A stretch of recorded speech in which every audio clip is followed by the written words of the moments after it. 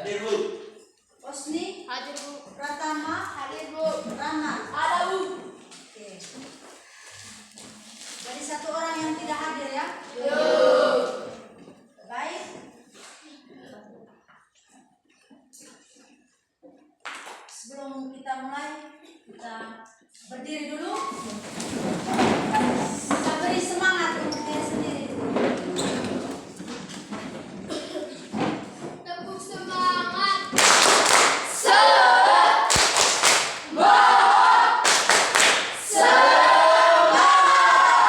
Oke, silakan duduk. Baik. Pembelajaran kita hari ini yaitu mengidentifikasi dan menerapkan konsep-konsep dekomposisi, pengenalan pola, abstraksi, dan algoritma dalam ya. Baik, tapi Ibu mau menanyakan materi kita kali lalu yaitu tentang pengertian dari coding. Ya, jadi kali lalu Ibu sudah memberikan materi tentang coding dan kecerdasan artifisial. Hari ini kita lanjutkan dengan materi yang baru. Dan Ibu mau cek dulu materi kali lalu kita. Siapa yang masih ingat pengertian dari coding? Yang di belakang? Ya. Ada lagi yang lain? Silakan. Coding adalah proses kode program komputer untuk membuat perangkat lunak, aplikasi atau sistem yang dapat dijalankan oleh komputer. Jadi itu adalah pengertian dari coding. Lebih sederhananya, coding di sini adalah coding itu sama dengan pemrograman, ya. Yaitu cara kita memberikan perintah kepada komputer agar dia melakukan sesuatu, misalnya membuat game sederhana, membuat animasi cerita dan lain sebagainya. Itu yang dinamakan dengan coding. Yang berikut, ada yang masih ingat kecerdasan artifisial itu artinya apa? Ada yang masih ingat kali lalu? Gian, silakan. Kecerdasan artifisial adalah kemampuan sistem komputer meniru fungsi kognitif manusia. Ya. Ada lagi yang lain? Saya masih ingat. Akila. Kecerdasan artifisial adalah kemampuan mesin atau sistem komputer untuk melakukan tugas-tugas yang biasanya memerlukan kecerdasan manusia seperti pembelajaran, pengenalan pola, pengambilan keputusan, pemecahan masalah. Iya. Jadi kecerdasan artifisial di sini singkatnya yaitu adalah teknologi yang membuat mesin bisa berpikir seperti layaknya sebagai manusia. Ya, jadi itu adalah namanya kecerdasan artifisial. Misalnya ada Google, apalagi ada YouTube. Terus misalnya ada lagi game yang mobil bisa berjalan sendiri dan lain-lain. Jadi itu adalah kecerdasan artifisial, yang artinya dia sebuah teknologi yang membuat mesin bisa berpikir seperti manusia. Jadi itu ya. Baik. Hari ini kita masuk pada materi yang baru yaitu tentang berpikir komputasional. Mari kita lihat. Oke. Ya. Yang pertama, pengertian dari berpikir komputasional. Berpikir komputasional itu adalah cara menyelesaikan masalah dengan menerapkan teknik ilmu komputer untuk memformulasikan permasalahan dan solusi agar dapat dilaksanakan oleh agen pemroses informasi seperti komputer ataupun manusia. Jadi itu namanya, itu artinya berpikir komputasional. Tujuannya di sini apa? Tujuannya adalah untuk menemukan solusi atau suatu masalah yang membutuhkan perangkat komputer secara langsung. Jadi itu definisi dan tujuan dari berpikir komputasional. Yang berikut,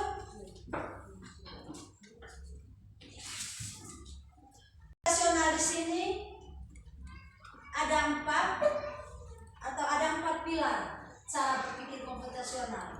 Yang pertama itu adalah dekomposisi. Iya. Dekomposisi di sini adalah memecahkan masalah-masalah yang besar ke bagian-bagian yang kecil supaya kita bisa atau lebih mudah memahami permasalahan yang ada. Itu namanya apa tadi? Dekomposisi. Yang berikut, yang kedua, pengenalan pola. Ya.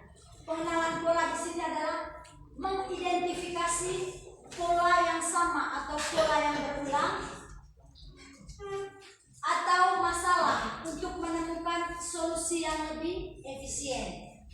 Jadi misalnya kita mau buat sesuatu, ya, kita perlu mengenali polanya sehingga ketika kita membuat hal yang sama maka kita sudah ingat, oh, pola ini yang kita buat. Jadi kita sudah tahu. Itu maksudnya pengenalan pola. Ya, misalnya kita mau mencuci piring, misalnya apa-apa yang perlu disiapkan, atau kita mau memasak mie. Jadi apa yang perlu disiapkan, maka pola itu kita gunakan di lain waktu ketika kita membuat hal yang sama, yaitu memasak mie. Oh, saya sudah tahu polanya. Itu artinya pola yang sama. Jadi mengenal pola. Yang berikut, yang ketiga, abstraksi.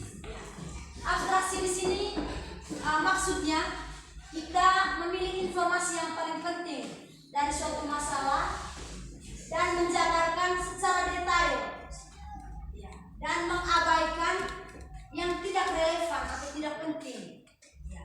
Misalnya kita memasak nasi goreng, di situ kan ada bumbu-bumbu, kecap dan lain sebagainya. Kita abaikan, ya, kecap itu terbuat dari mana. Daripada kita abaikan hal yang penting, kita fokus pada hal yang penting saja. Itu namanya abstraksi. Yang berikut, algoritma. Algoritma di sini adalah merancang langkah-langkah atau ya membuat langkah-langkah dari suatu permasalahan. Misalnya untuk memasak mie, langkah-langkah apa yang dibuat? Ya. Misalnya kita menyiapkan mie-nya, panci, badan dan lain sebagainya. Jadi itu namanya algoritma. Jadi di sini kita merancang serangkaian langkah-langkah yang teratur. Misalnya untuk membuat resep tertentu untuk menyelesaikannya seperti apa. Itu namanya algoritma. Jadi sampai sini bisa paham algoritma? Oke, lanjut. Ya. Bagaimana penerapannya dalam kehidupan sehari-hari? Di sini Ibu ambil satu contoh, yaitu penerapan dalam sehari-hari. Contohnya adalah memasak nasi goreng. Jadi secara tidak sadar, cara berpikir komputasional ini kita sudah lakukan. Pernah tidak kalian memasak nasi goreng? Pernah tidak? Ya. Pernah tidak kalian memasak mie? Pernah. Di dalam situ kita sudah menggunakan cara berpikir komputasional. Di sini Ibu ambil contoh cara memasak nasi goreng. Jadi di sini adalah suatu permasalahan yang nyata yang sering kita lakukan setiap hari. Betul tidak? Betul. Iya, betul. Jadi memasak nasi goreng ini yang pertama kita perlu memecahkan prosesnya. Dari memecahkan proses itu tadi namanya dekomposisi. Mulai dari mengupas bawang, terus memotong sampai pada menggorengnya, sampai selesai disajikan. Yang berikut, yang kedua, kita kenali polanya. Pola di sini misalnya memasak nasi goreng itu semua bahan yang perlu dimasak. Jadi apa-apa yang bahan yang perlu dimasak itu nanti itu polanya, kita mengenali polanya, apa-apa yang perlu dimasak, bahannya, alatnya, dan lain-lain. Yang berikut, mengabstraksi. Ya. abstraksi tadi kita hanya fokus pada hal yang penting. Kita abaikan yang tidak penting atau tidak relevan. Ya. Yang berikut, yang ketiga membuat algoritma. Ya. Membuat algoritma di sini yaitu kita mengurutkan langkah-langkahnya. Jadi seperti itu. Sekarang mari kita lihat seperti apa cara memasak nasi goreng. Ya. Jadi yang pertama, ya, dekomposisi. Kita buat dalam bentuk dekomposisi. Dekomposisi tadi adalah memecahkan masalah yang besar menjadi masalah yang kecil supaya kita lebih memahami. Ya. Dari memasak nasi goreng, maka dekomposisinya seperti ini. Yang pertama, alatnya apa saja? Wajan, spatula, pisau, kompor dan lain sebagainya. Yang berikut, yang kedua, bahannya. Untuk membuat nasi goreng ini, bahannya apa saja? Nasi, telur, minyak goreng, saus, gula dan lain sebagainya. Dan bawang dan lain sebagainya. Yang berikut, bumbunya. Bumbunya apa saja? Untuk membuat nasi goreng. Bawang merah, bawang putih, garam, cabai dan kecap. Yang berikut, bagaimana langkah-langkahnya? Langkah-langkah yang pertama yaitu potong semua bahan,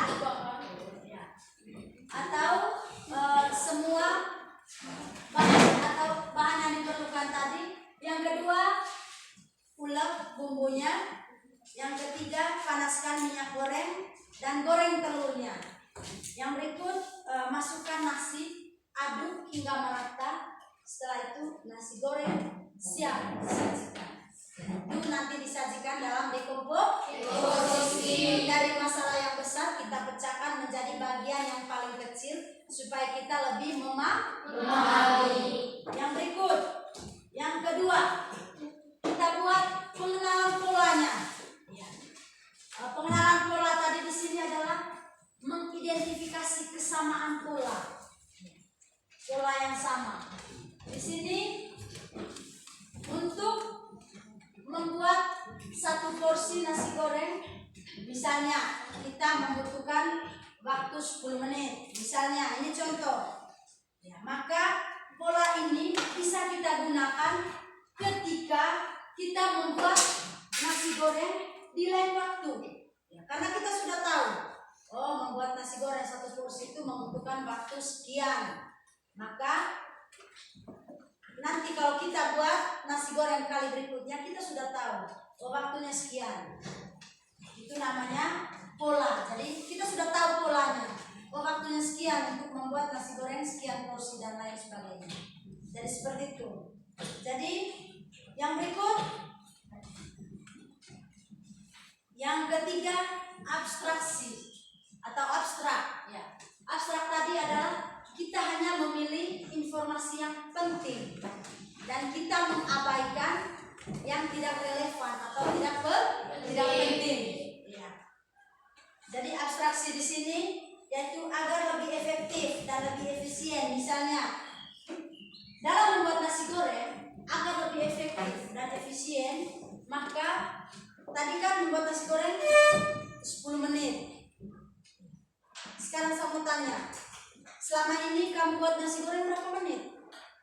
Apakah 10 menit atau bisa kurang dari 10 menit? Kurang dari 10 menit ya? Iya. Maka untuk di abstraknya ini mengefisiensi waktu. Ya, jadi misalnya 10 menit kita bisa membuat 3 porsi nasi goreng misalnya. Jadi sehingga ketika kita membuat nasi goreng kita sudah tahu, dalam waktu ini nanti kita buat nasi gorengnya sekian porsi dan lain sebagainya, ya. Yang kedua, ketika membuat nasi goreng, jadi tidak perlu lagi kita memperhatikan bagaimana kecap itu atau kedelai itu dibuat menjadi kecap, kan itu tidak penting, jadi kita abaikan, ya. Jadi itu di abstrak. Yang berikut kita hanya fokus pada hal-hal yang penting. Yang berikut, yang ketiga, algoritma. Algoritma tadi adalah merancang serangkaian langkah-langkah teratur, ya, seperti resep masakan tadi atau resep nasi goreng untuk menyelesaikan sebuah masalah. Ya. Jadi intinya algoritma adalah kita menyusun langkah-langkah, step by step, ya, langkah demi langkah kita susun, mulai dari dalam hal membuat nasi goreng. Jadi kita perlu mengurutkan langkah-langkahnya. Yang pertama misalnya panaskan minyak goreng secukupnya, terus goreng telur dan masukkan bumbu. Setelah itu apa? Masukkan nasi putih dan bumbu-bumbu lainnya seperti kecap, saus, gula, garam, dan lain sebagainya. Setelah itu nasi goreng siap dihidangkan. Nanti di algoritma yang paling penting adalah kita buat langkah-langkahnya, langkah-langkah memasaknya atau langkah-langkah membuatnya. Itu namanya algoritma. Yang berikut, apakah berpikir komputasional ini sangat bermanfaat? Iya. Ya, jadi manfaatnya yang pertama yaitu mengembangkan kemampuan berpikir logis, kreatif, dan terstruktur. Ya. Jadi secara tidak sadar selama ini kita sudah lakukan cara berpikir komputasional karena kita sering memasak mie, kita sering mencuci pakaian. Jadi itu juga ada algoritma di dalamnya, ada berpikir komputasional, ada dekomposisinya, ada abstraksinya, tapi kita tidak menyadari hal itu, ya. Jadi hari ini kita bahas supaya kita lebih paham. Yang berikut, yang kedua, melatih otak memecahkan berbagai masalah dengan lebih sistematis. Ya, sistematis itu secara berurutan. Jadi tidak lompat-lompat, dia harus berurut, logis, sistematis. Bisa dipahami? Bisa? Oke. Lanjut, yang berikut, manfaat yang ketiga meningkatkan pemahaman dalam sains, matematika, dan ilmu sosial. Ya. Misalnya saya ambil contoh, dalam matematika kita mau menyelesaikan soal cerita nih. Jadi di sana kita harus mengurutkan langkah-langkah menyelesaikan soal matematika itu mulai dari apa? Diketahui, terus apalagi yang kedua? Ditanya, yang ketiga apa? Jawab. Jadi itu urutan. Jadi di sana juga ada algoritma. Sampai sini paham? Paham? Oke. Yang berikut, membantu siswa beradaptasi dengan perkembangan teknologi di masa depan. Iya. Jadi ini adalah tantangan buat kita karena kedepannya ini kita semua memanfaatkan atau kita menggunakan keterampilan IT. Ya, jadi kita semua harus bisa dituntut untuk bisa karena semua mau di toko di mana semua itu pakai ada yang biasa menggunakan apa atau pergi belanja pakai barcode ada iya ada yang pernah menggunakan Meta AI itu di HP ada yang sudah menggunakan yang lain Gemini ChatGPT ada itu kamu gunakan untuk apa? Mengerjakan tugas. Secara tidak sadar kamu sudah menggunakan itu semua. Jadi itu makanya mata pelajaran ini juga penting untuk kita ketahui atau kita pahami. Ya. Yang berikut kita sudah membahas tadi tentang berpikir komputasional, ada 4 pilar. Sekarang kita mengerjakan LKPD. Saya minta untuk kembali ke kelompok masing-masing yang sudah dibagikan. Silakan.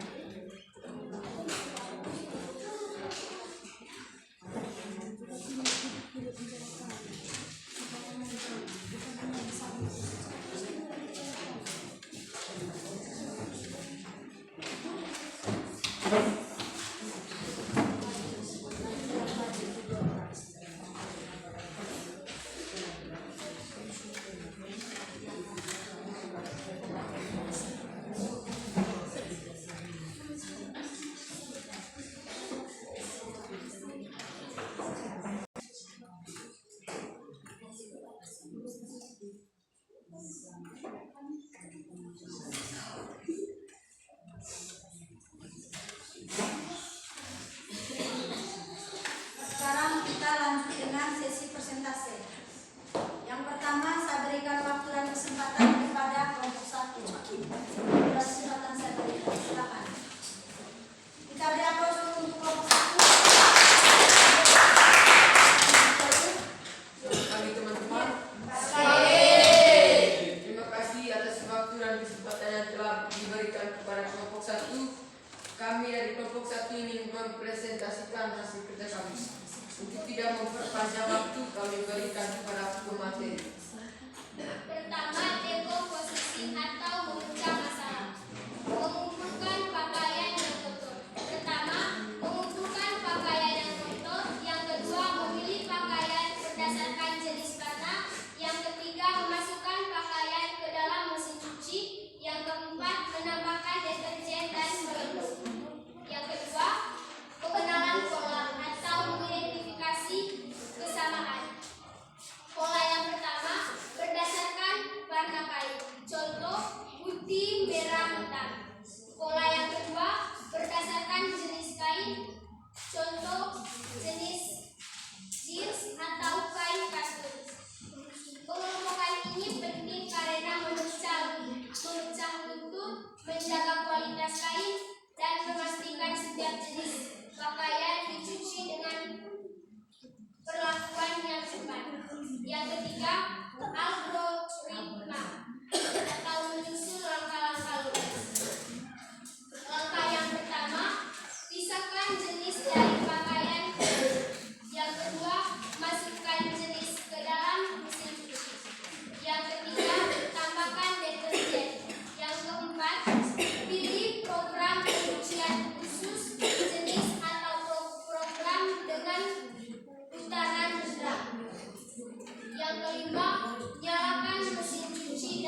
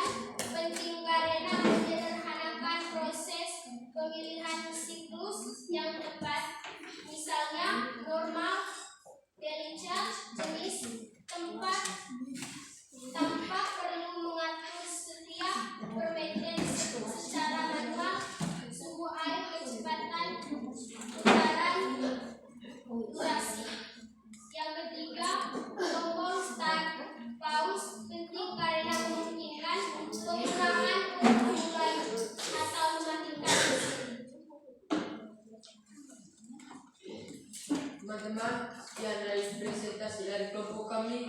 Jika ingin bertanya, kami beri waktu dan kesempatan. Ada yang mau bertanya silakan. Jika tidak ada yang ingin bertanya, kami tutup. Sekian dan terima kasih. Yang berikut saya beri kesempatan untuk kelompok 2. Silakan Mas.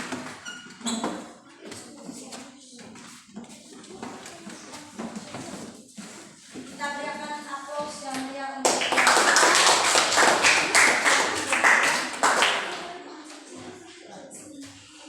Selamat pagi teman-teman. Selamat pagi. Dan kelompok 2 akan mempresentasikan hasil kerja dari kelompok kami. Untuk tidak memperpanjangkan waktu, kami persilakan rekan kami Aki untuk menjelaskan. Baik, terima kasih atas waktu dan kesempatan yang telah diberikan kepada saya. 1. Dekomposisi memecah masalah. 1. Mengumpulkan pakaian kotor. 2. Memilih pakaian berdasarkan jenis atau warna. 3. Memasukkan pakaian ke dalam mesin cuci. 4. Menambahkan deterjen dan pelembut. 2. Pengenalan pola, mengidentifikasi kesamaan. Pola 1 berdasarkan warna, contoh putih, merah, dan biru. Pola 2 berdasarkan jenis kain, contoh sutra dan katun. Pengelompokan ini penting karena memecah bentur, menjaga kualitas kain, dan memastikan setiap jenis pakaian dicuci dengan perlakuan yang tepat. 3. Algoritma, menyusun langkah-langkah logis. Langkah 1, pisahkan jenis dari pakaian lain. Langkah 2, masukkan jenis ke dalam mesin cuci. Langkah 3, tambahkan deterjen. Langkah 4, pilih program penyucian jenis atau program dengan putaran rendah. Langkah 5, menyalakan mesin cuci dan tunggu hingga selesai. Langkah 6, keluarkan jenis dari mesin cuci dan jemur dengan pembalik bagian. 4. Abstraksi, menyederhanakan masalah. Fitur 1, tombol power, penting karena tanpa tombol ini mesin cuci tidak bisa hidup. Fitur 2, tombol program atau mode penyucian, penting karena menyederhanakan proses pemilihan siklus yang tepat, misalnya normal, delikate jenis, tanpa perlu mengatur setiap bermeter secara manual. 3. Tombol start atau pause, penting karena memungkinkan penggunaan untuk mulai atau mematikan mesin. Baik teman-teman, apakah ada yang mau bertanya? Ada yang mau bertanya atau mau menanggapi silakan. Silakan lanjut. Baik, kalau tidak ada yang mau bertanya, kami akan menutup presentasi dari kelompok kami. Sekian dan terima kasih.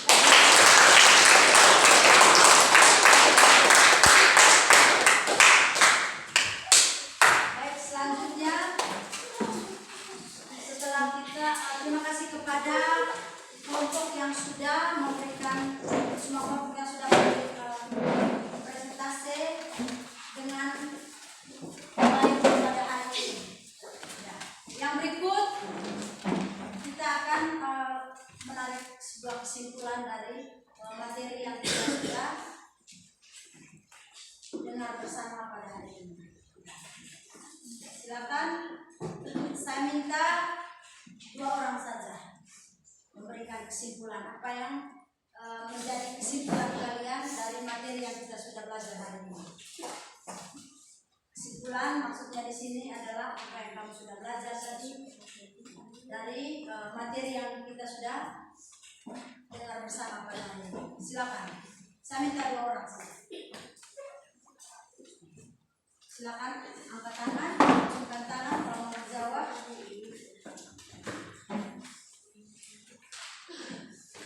Kita buat kesimpulan yang bersama tentang cara berpikir komputasional itu dari apa. Terus kita mengenal ada beberapa tadi, ada berapa pilar tadi. Kok saya lihat berapa pilar dari situ yang kita buat kesimpulan. Silakan. Ya, silakan.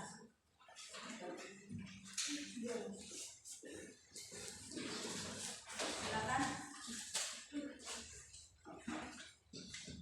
Berpikir komputasional tadi itu adalah proses pemecahan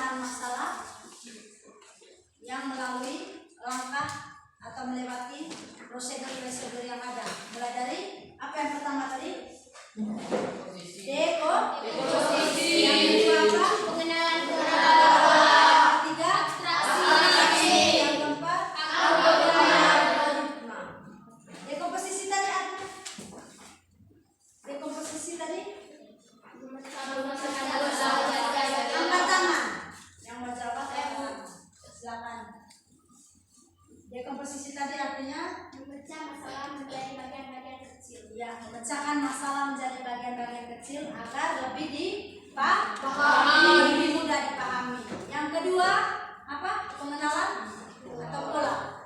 Artinya apa tadi? Pengenalan pola. Silakan. Pengenalan pola mencari pola atau kesamaan adalah data atau masalah. Jadi mencari kesamaan, itu adalah pengenalan pola. Mencari kesamaan pola. Yang berikut, yang ketiga, abstraksi. Abstraksi di sini tadi maksudnya? Ada yang masih ingat tadi abstraksi di sini tadi maksudnya? Kita hanya fokus pada informasi yang penting dan mengabaikan yang tidak relevan atau tidak penting. Yang terakhir apa tadi? Algoritma. Maksudnya apa tadi algoritma? Yang menjawab angkat tangan. Algoritma tadi maksudnya? Ya, Tian. Algoritma adalah untuk mengurutkan data secara efisien. Ya, mengurutkan data. Yang lebih pas tadi? Logis, ya. Menyusun langkah-langkah. Ya, menyusun langkah-langkah yang logis. Jadi itu adalah kesimpulan dari materi kita pada hari ini. Baik. Jadi sampai di sini bisa dipahami tentang berpikir komputasional. Tadi ada 4. Yang pertama dekomposisi, pengenalan pola, abstraksi, algoritma. Yang terakhir kita masuk ke refleksi. Yang mau jawab sebentar angkat tangan. Bagaimana perasaan kalian setelah kamu mendengar materi pada hari ini? Yang mau jawab silakan angkat tangan. Saya itu Yang di belakang. Namanya? ya, Ya, silakan. senang Senang karena berikan alasannya. karena materinya baik. Ya, materinya baik. Yang lain? Ya. Saya sangat senang karena bisa mengikuti mata pelajaran hari ini. Ya, mata pelajaran ini dengan baik. Yang lain? Bagaimana perasaan kalian? Saya sangat senang karena saya tahu apa itu berpikir komputasional. Ya, senang. Yang lain? Yang lain? Oke. Pertanyaan yang kedua, apa yang kamu dapatkan atau yang kamu belajar hari ini tadi? Satu-satu jawabnya. Apa yang kamu belajar? Akila.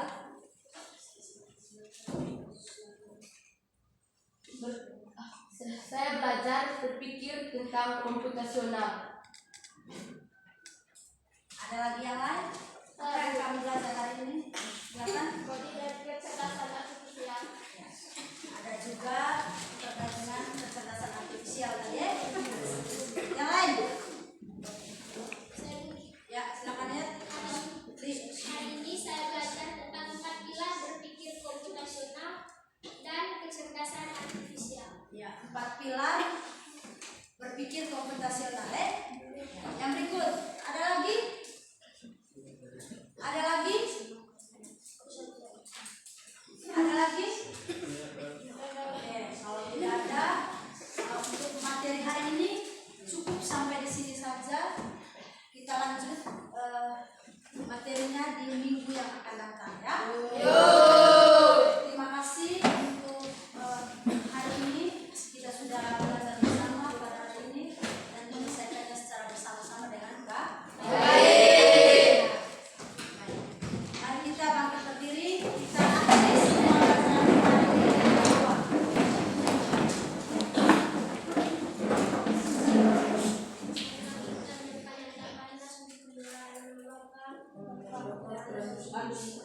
Tuhan Yesus, terima kasih karena Engkau sudah menjaga kami tadi pas dari mata pelajaran kami. Sekarang kami mau beristirahat, jagalah kami, jadilah selama hari, tunggulah kami dalam keterangan-Mu, supaya kami dapat beristirahat dengan baik. Amin. Dalam nama Bapa dan Putra dan Roh Kudus. Amin.